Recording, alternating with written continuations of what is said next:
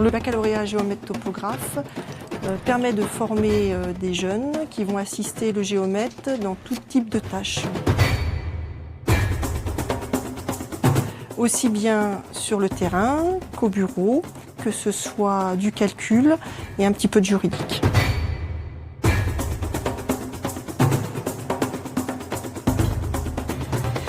On a vu une activité qui est du levé topographique avec des instruments qui s'appellent des tachéomètres.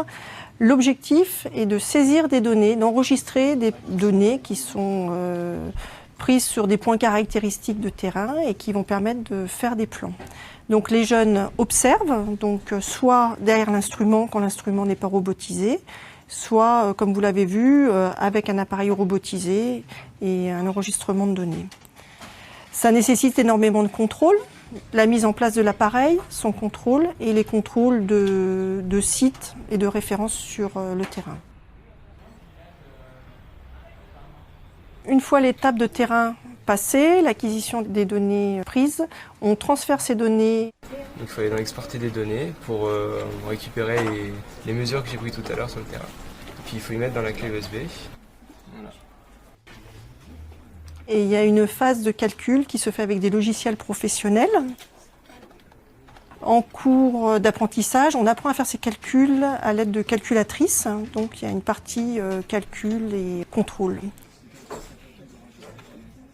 Et ensuite, ces données vont être exploitées en traitement numérique, toujours avec des logiciels professionnels, pour obtenir un plan en 3 dimensions, donc en planimétrie et en altimétrie. Le dossier le plus courant, c'est quand un géomètre va aller délimiter ou borner une propriété parce qu'une personne veut la diviser. Dans le cadre de la partie foncier, donc il y a le cadastre. Dans cet exemple, on a une parcelle qu'on divise en 3 parties, les lignes rouges, et ça c'est la parcelle initiale.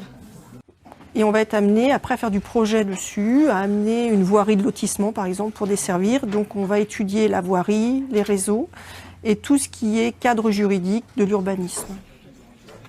Alors le jeune qui arrive en baccalauréat, il faut qu'il aime aller sur le terrain puisque au début de sa carrière, ça sera pratiquement 80% de son temps passé sur le terrain.